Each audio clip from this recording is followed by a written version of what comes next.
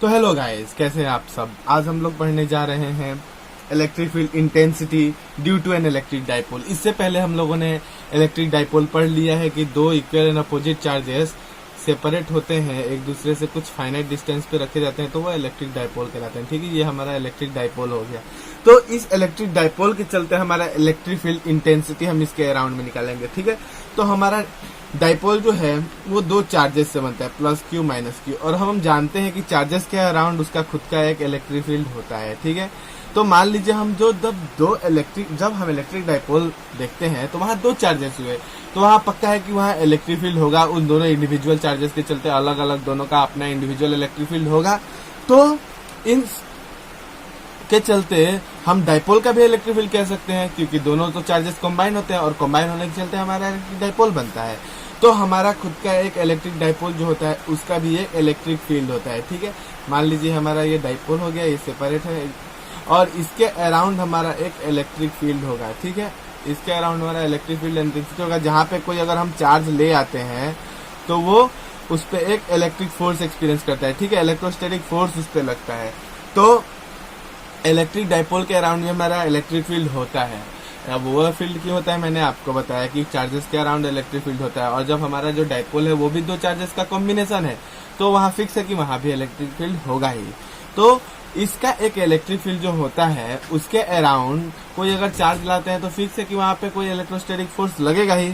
तो इसके चलते मान लीजिए प्लस को ले आ रहे हैं चार्ज, तो ये उसे रिपेल करेगा, ये माइनस उसे अट्रैक्ट करेगा अपनी तरफ। तो दोनों इंडिविजुअल चार्जेस के चलते उस पर अपना अपना इलेक्ट्रिक फील्ड लग रहा है। तो जो इस पे रिजल्टेंट इलेक्ट्रिक फील्ड होता है, जो हमारा रिजल्टेंट इलेक्ट्रिक फील्ड होता है, रिजल्टेंट इलेक्ट्रिक फील्ड जो होता है वो equal to vector sum of the individual charges, vector sum of the electric field due to individual charges. ठीक है, ड्यू टू इंडिविजुअल चार्जेस। तो हमारा अपना अपना charges, positive charge negative charge, दोनों का अलग अलग इलेक्ट्रिक फील्ड, दोनों का अपना अपना इलेक्ट्रिक फील्ड, दोनों का अपना अपना पावर।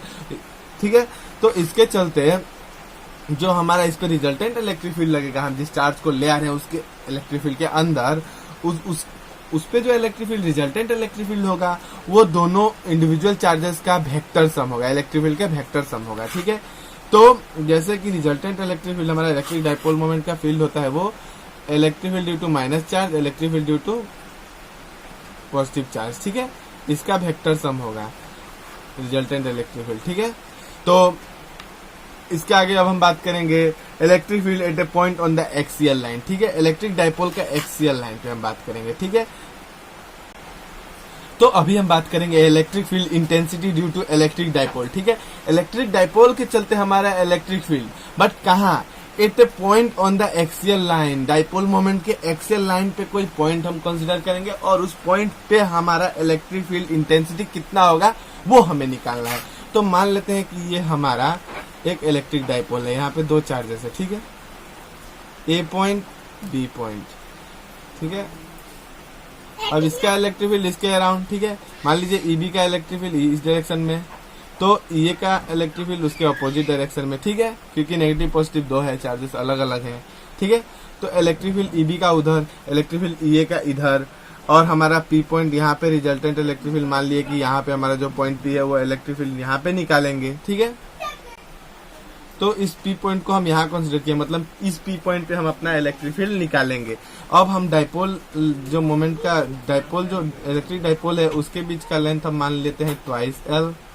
ठीक है, इसके बीच का ए बी के बीच का डिस्टेंस हमारा ट्वाइस एल। ठीक है, और उसके बाद हमारा जो इस इलेक्ट्रिक डाइपोल का एक हम मिड पॉइंट भी मानेंगे ओ। ठीक है, अब हम यहाँ ये फेस मुझे नहीं लगता, इसलिए मैं यहाँ लिख देता हूँ। ठीक है, ए बी इक्वल जो हमारा होगा वो ट्वाइस एल होगा। ओ से अब हम यहाँ ओरिजिन और ए और बी के बीच का मिड पॉइंट से ओ से पी तक का डिस्टेंस हम मान लेते हैं एक्स। तो इससे हमारा ए से पी का जो लेंथ है वो अब हमारा ओ से जो ये P का लेंथ x है, ठीक है, ये हमारे लिए P, ठीक है। तो OP का लेंथ हमारा x हो गया। तो अब अगर हम A और P का लेंथ निकाले तो A से P हमारा हो जाएगा, ये ट्वाइस L है तो हाफ L और प्लस x, और वैसे ही B से P का निकाले तो L minus x, L minus x नहीं, सॉरी, यहाँ पे हमारा जो x है वो बड़ा है और छोटा है, ठीक है, ये x माइनस एल, ठीक है। तो यहाँ पे हम लोगों ने टोटल लेंथ जितना होगा A B equal to twice L, O P equal to X, A P equal to L plus X और एक्स प्लस एल कोई भी कोऑर्डिनेट होगा, और B P equal to X minus L, हम लोगों ने ये सब डिस्टेंसेस निकाल लिया। अब हमारा जो रिजल्टेंट इलेक्ट्रिक फील्ड होगा वो होगा E P equal to E B minus E A, ठीक है। यहाँ पे हम देख रहे हैं कि जो हमारा ईबी है, ईबी का इलेक्ट्रिक फील्ड इसके पास है, ठीक है, और ए पी पॉइंट से बहुत दूर है, इसलिए यहाँ पे हमारा ईबी का जो इलेक्ट्रिक फील्ड होगा, बी पॉइंट से जो हमारा minus Q plus Q charge का जो हमारा इलेक्ट्रिक फील्ड होगा वो ईपी पे ज्यादा इफेक्ट डालेगा, ठीक है, वहां इंटेंसिटी इसका ज्यादा होगा, ए पॉइंट वाले माइनस क्यू चार्ज का पी पॉइंट पे इलेक्ट्रिक फील्ड इंटेंसिटी कम होगा, क्योंकि वहां पे ज्यादा डिस्टेंस है, वो ज्यादा दूर है उस पी पॉइंट से, ठीक है। इसलिए यहाँ हम बी को बड़ा और ई को छोटा माने, इसलिए ईबी माइनस ई किए, और ईबी माइनस ई क्योंकि ईबी हमारा अगर इस डायरेक्शन में है तो ई हमारा उसके अपोजिट डायरेक्शन में है, ठीक है, इसलिए यहाँ हमारा ईबी माइनस ई हो गया। अब यहाँ पे हमें ईबी और ई का इलेक्ट्रिक फील्ड का वैल्यू निकालना होगा, और इसे हम माइनस करके जो हमारा रिजल्टेंट इलेक्ट्रिक फील्ड होगा उस पॉइंट पी पे हम वो निकाल सकते हैं। अब हमारा वेर, ठीक है, मान ले ईबी इक्वल टू, हम ईबी का वैल्यू निकाल रहे हैं, तो हमारा इलेक्ट्रिक फील्ड का वैल्यू होता है 1/4 पाई एप्सिलॉन नॉट, जो चार्ज होता है वो बाय क्या distance between the point and the charges, ठीक है, जो चार्ज से जिस चार्ज का हम इलेक्ट्रिक फील्ड उस पॉइंट पे निकाल रहे हैं उसका डिस्टेंस, तो ए पॉइंट से बी पी पॉइंट का डिस्टेंस, ठीक है, वो होगा हमारा। तो लेकिन यहाँ पे हम ईबी निकाल रहे हैं, तो यहाँ पे बी पॉइंट से पी पॉइंट का डिस्टेंस वो हमारा क्या है, एक्स माइनस एल का स्क्वायर, ठीक है, डिस्टेंस का स्क्वायर, और ई इक्वल टू हमारा हो जाएगा वैसे ही similarly 1/4 pi epsilon naught, charge हमारा वही होगा, ये बस हो जाएगा एक्स प्लस एल का स्क्वायर। तो अब हम ईबी माइनस ई करके रिजल्टेंट इलेक्ट्रिक फील्ड चलिए निकालते हैं, ठीक है। तो हम करते हैं अब resultant electric field EP equal to EB minus E करने, ठीक है, तो ये हमारा रिजल्टेंट इलेक्ट्रिक फील्ड आ जाएगा। तो अब हम ईबी और ई का वैल्यू यहाँ पे पुट करेंगे, ठीक है। तो ईबी का वैल्यू हमारा दिखाई दे रहा है 1/4 pi epsilon naught, charge by उनके बीच का सेपरेशन एक्स माइनस एल का square, minus 1/4 pi epsilon naught, charge by उसके बीच का separation x plus L square, ठीक है। ये मतलब हमारा है बीपी और ये हमारा एपी, ठीक है। तो अब यहाँ पे हम देखते हैं कि Q/4 पाई एप्सिलॉन नॉट हमारा कॉमन आ जाता है, तो Q/4 पाई एप्सिलॉन नॉट हम यहाँ पे कॉमन ले लेते हैं, और अब बच जाता है हमारा x माइनस एल का square minus 1/x plus L का स्क्वायर। अब हमें एक फॉर्मूला मिला है, ठीक है, since we know a minus B और a plus B equal to A square minus B square. तो सिमिलरली ये भी हमारा वैसे ही है, X minus A X plus A minus B, और मतलब वही X minus L X plus L, हमारा सिमिलर वही फॉर्मूला यहाँ पे यूज होगा, ये फॉर्मूला हम लोगों ने यहाँ पे यूज किया इसलिए हमारा हो गया Q/4 पाई एप्सिलॉन नॉट, और ये हमारा हो जाएगा x square minus L square का, x square minus L square का क्या हो जाएगा, स्क्वायर हो जाएगा, ठीक है। तो ऐसे हमारा ये इतना हो गया यहाँ पे हम लोगों ने ये फॉर्मूला यूज किया। अब देखते हैं हम यहाँ पे आगे, ठीक है। तो अब हमारा हो जाएगा यहाँ पे x प्लस एल, अगर हम उन दोनों के बीच एलसीएम लिए तो यहाँ पे हमारा x माइनस एल यहाँ पे कट जाएगा, लेकिन यहाँ पे x प्लस एल का स्क्वायर आ जाएगा, और ये हमारा माइनस x माइनस एल का स्क्वायर आ जाएगा, ठीक है। अब यहाँ पे हम वो स्क्वायर वाला फॉर्मूला उम्मीद करता हूँ लिखना नहीं पड़ेगा, आप सबको ये याद ही हो गया। तो x square plus L square plus 2xl minus x square minus, ठीक है, हमारा x square plus L square होना चाहिए, लेकिन जब अगर हम ब्रैकेट तोड़ेंगे तो x square minus L square, और ये हमारा जो माइनस होता है वो पॉजिटिव हो जाएगा, एक्सएल हो जाएगा। उम्मीद है आपको समझ आया होगा ये वाला।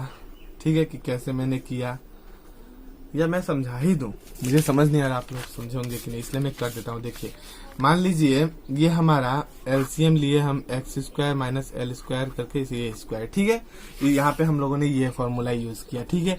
तो अब यहाँ पे हमारा एलसीएम अगर हम एक्स प्लस एल एलसीएम किया तो ये आ रहा है, ठीक है, इस सॉरी ये अंदर स्क्वायर नहीं होगा, होल स्क्वायर है, सॉरी। अब हम इसको तोड़ेंगे तो ये x plus L x square L square plus 2xl और ये minus x square plus L square minus 2xl, ठीक है, ये हमारा फॉर्मूला होता है, ठीक है। अब इसी को जब हम यहाँ पे ब्रैकेट तोड़ दिए, ये ब्रैकेट हटा दिए, तो हमारा यहाँ पे साइन चेंज हो गया, जिसके चलते हमारा एक्स स्क्वायर तो हम ब्रैकेट को तोड़े तो मिला, तो एक्स स्क्वायर और एल स्क्वायर दोनों हमारा कैंसिल हो गया, ठीक है। तो ये हमारा हो गया q by 4 pi epsilon naught, ये हमारा हो गया 4xl by X square minus L square का स्क्वायर, ठीक है। तो अब यहाँ देखिए हमें मिला है dipole moment equal to q into twice L, ठीक है। ये अगर हम यहाँ पे q by 4 pi epsilon naught और ये q 4xl है, इसे 2x है और 2 अलग कर दें और l, ठीक है, और ये हो गया x square minus L square, ये 2x और ये q, हमारा डाइपोल मोमेंट हो जाएगा कि नहीं, बोलिए हो जाएगा ना। तो ऐसे हमें मिल जाता है इलेक्ट्रिक रिजल्टेंट इलेक्ट्रिक फील्ड हमारा, ठीक है, EP equal to 1 by 4 pi epsilon naught q into 2x हमारा p हो गया, वेक्टर नहीं देंगे, x हो गया और ये 2 हमारा बचा था, ठीक है। अब यहाँ हो गया x square minus L square का स्क्वायर, ठीक है, सॉरी q इंटू 2l हमारा हो गया इलेक्ट्रिक फील्ड, ठीक है।